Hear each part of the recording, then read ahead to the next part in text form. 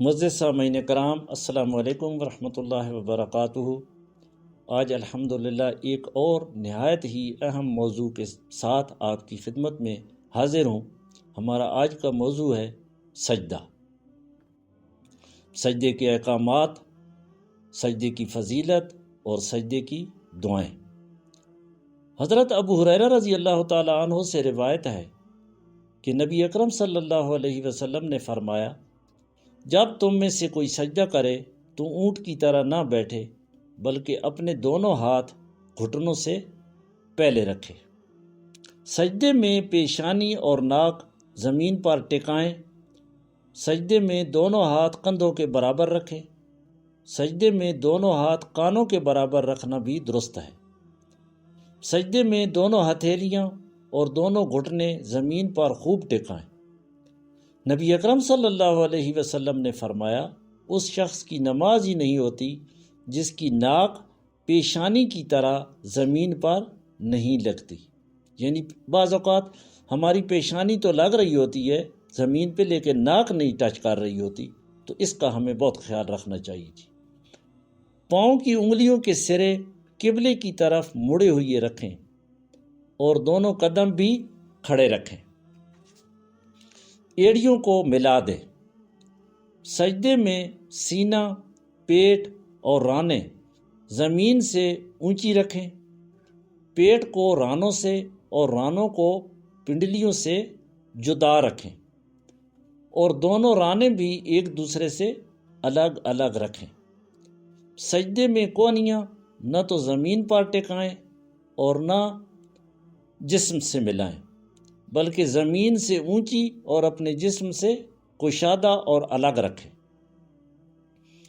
سجدے کی حالت میں نبی اکرم صلی اللہ علیہ وسلم اپنے بازوؤں کو زمین پر نہیں لگاتے تھے، بلکہ انہیں اٹھا کر رکھتے اور پہلوؤں سے دور رکھتے، یہاں تک کہ پچھلی جانب سے دونوں بغلوں کی سفیدی نظر آتی تھی۔ رسول اکرم صلی اللہ علیہ وسلم فرماتے ہیں، مجھے حکم دیا گیا کہ میں 7 ہڈیوں پر سجدہ کروں۔ یہ سمجھنا بہت ضروری ہے جی ہمارے لیے کہ وہ 7 ہڈیاں ان سے مراد ہے 7 اعضاء۔ وہ کون کون سے ہیں کہ جب بندہ سجدے کی حالت میں ہوتا ہے تو ہم 7 اعضاء پہ سجدہ کرتا ہے اور اس کا رخ جو ہے وہ قبلہ کی طرف ہونا چاہیے۔ یہ سمجھنا بہت ضروری ہے۔ ان میں نمبر 1 پیشانی ہے، نمبر 1 ہو گیا دونوں ہاتھ، یہ ٹوٹل 3، دونوں گھٹنے 5 اور دونوں قدم 7 ہو گئے۔ پیشانی دونوں ہاتھوں، دونوں گھٹنوں اور دونوں قدموں کے پنجوں پر، اور یہ کہ ہم نماز میں اپنے کپڑوں اور بالوں کو اکٹھا نہ کریں۔ ہر مسلمان بہن بھائی کے لیے ضروری ہے کہ وہ سجدے میں ان 7 اعضاء کو خوب اچھی طرح مکمل طور پر زمین پر ٹکا کر رکھے اور اطمینان سے سجدہ کرے۔ نبی اکرم صلی اللہ علیہ وسلم جب سجدہ کرتے تو اگر بکری کا بچہ ہاتھوں یا باہوں کے نیچے سے گزرنا چاہتا تو گزر سکتا تھا جی۔ سجدہ قرب الہی کا باعث ہے۔ سیدنا ابو ہریرہ رضی اللہ تعالی عنہ روایت کرتے ہیں کہ رسول اللہ صلی اللہ علیہ وسلم نے فرمایا، دراصل بندہ سجدے کی حالت میں اپنے رب سے بہت نزدیک ہوتا ہے، لہٰذا سجدے میں بہت دعا کرو۔ اللہ تعالیٰ تو بندے سے ہر حال میں نزدیک ہوتا ہے، لیکن سجدے کی حالت میں بندہ اس کے بہت نزدیک ہو جاتا ہے۔ یہی وجہ ہے کہ نبی رحمت صلی اللہ علیہ وسلم سجدے میں بڑی عاجزی اور اخلاص سے دعائیں مانگتے تھے۔ نبی اکرم صلی اللہ علیہ وسلم عام طور پر زمین پر سجدہ کرتے تھے، اس لیے کہ مسجد نبوی میں فرش نہ تھا۔ صحابہ کرام رضی اللہ عنہم سخت گرمی میں نماز ادا کرتے اور زمین کی گرمی کی وجہ سے اگر وہ زمین پر پیشانی نہ رکھ سکتے تو سجدے کی جگہ پر کپڑا رکھ لیتے اور اس پر سجدہ کرتے۔ رمضان المبارک کی 21ویں رات تھی، بارش برسی اور مسجد کی چھت ٹپک پڑی اور آپ صلی اللہ علیہ وسلم نے کیچڑ میں سجدہ کیا۔ آپ کی پیشانی اور ناک پر کیچڑ کا نشان تھا۔ ایک دفعہ آپ صلی اللہ علیہ وسلم نے بڑی چٹائی پر نماز ادا کی جو زیادہ عرصہ استعمال میں رہنے سے سیاہ ہو گئی تھی۔ سجدہ جنت میں داخلے کا باعث ہے۔ رسول اکرم صلی اللہ علیہ وسلم فرماتے ہیں، جب آدم کا مومن بیٹا سجدے کی آیت پڑھتا ہے پھر پڑھنے اور سننے والا سجدہ کرتا ہے تو شیطان روتا ہوا ایک طرف ہو کر کہتا ہے، ہائے میری ہلاکت، تباہی اور بربادی۔ آدم کے بیٹے کو سجدے کا حکم دیا گیا، اس نے سجدہ کیا، لہذا اس کے لیے جنت ہے، اور مجھے سجدے کا حکم دیا گیا، میں نے نافرمانی کی، چنانچہ میرے لیے آگ ہے۔ لمبا سجدہ کرنا۔ عام طور پر رسول اللہ صلی اللہ علیہ وسلم کا سجدہ رکوع کے برابر لمبا ہوتا تھا، کبھی کبھی کسی عارضے کی بنا پر زیادہ لمبا کرتے۔ ایک دفعہ آپ ظہر یا عصر کی نماز میں سیدنا حسن یا سیدنا حسین رضی اللہ عنہما کو اٹھائے ہوئے تشریف لائے۔ آپ نماز کی امامت کے لیے آگے بڑھے اور انہیں اپنے قدم مبارک کے قریب بٹھا لیا۔ پھر آپ نے نماز شروع کی اور لمبا سجدہ کیا۔ جب آپ نے نماز ختم کی تو لوگوں نے عرض کیا، اے اللہ کے رسول صلی اللہ علیہ وسلم، آپ نے اس نماز میں ایک سجدہ بہت لمبا کیا، یہاں تک کہ ہمیں خیال گزرا کہ کوئی واقعہ رونما ہو گیا ہے یا پھر وحی نازل ہو رہی ہے۔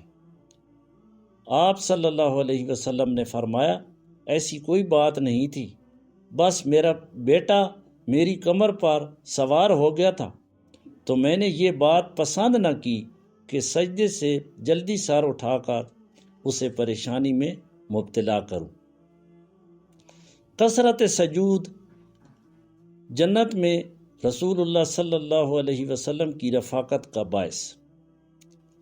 ربیعہ بن کعب رضی اللہ تعالی عنہ روایت کرتے ہیں کہ میں نے رسول اللہ صلی اللہ علیہ وسلم کی خدمت میں رات گزارتا تھا، آپ کے لیے وضو کا پانی اور آپ کی دیگر ضرورت مسواک وغیرہ کا خیال رکھتا تھا۔ ایک رات خوش ہو کر آپ نے مجھے فرمایا، کچھ دینوں دنیا کی بھلائی مانگ، مجھ سے دعا کروا۔ میں نے کہا، جنت میں آپ کی رفاقت چاہتا ہوں۔ آپ نے فرمایا، اس کے علاوہ کوئی اور چیز؟ میں نے کہا، بس یہی۔ پھر آپ نے فرمایا، پس اپنی ذات کے لیے سجدوں کی کثرت سے میری مدد کرو۔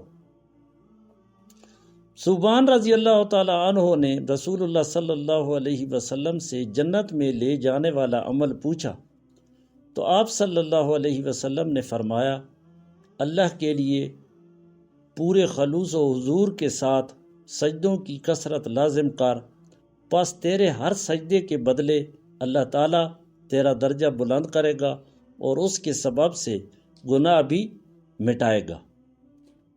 سجدے کی دعائیں۔ نبی اکرم صلی اللہ علیہ وسلم نے فرمایا، خبردار، میں رکوع اور سجدے میں قرآن پڑھنے سے منع کیا گیا ہوں، چنانچہ تم رکوع میں اپنے رب کی عظمت بیان کرو اور سجدے میں خوب دعا مانگو، تمہاری دعا قبولیت کے لائق ہوگی۔ سیدنا حذیفہ رضی اللہ تعالی عنہ روایت کرتے ہیں کہ رسول اللہ صلی اللہ علیہ وسلم سجدے میں یہ دعا پڑھتے، سبحان ربی الاعلی، سبحان ربی الاعلی وبحمدہ، یہ بھی دعا ہے۔ اس کے علاوہ یہ بھی دعا ہے، سبحانک اللہم ربنا وبحمدک اللہم اغفر لی، یہ بھی سجدے کی دعا ہے۔ اور یہ بھی سجدے کی دعا ہے، سیدہ عائشہ رضی اللہ تعالی عنہا سے مروی ہے کہ رسول اللہ صلی اللہ علیہ وسلم اپنے رکوع اور سجدے میں یہ بھی کہتے تھے، سبوح قدوس رب الملائکۃ والروح۔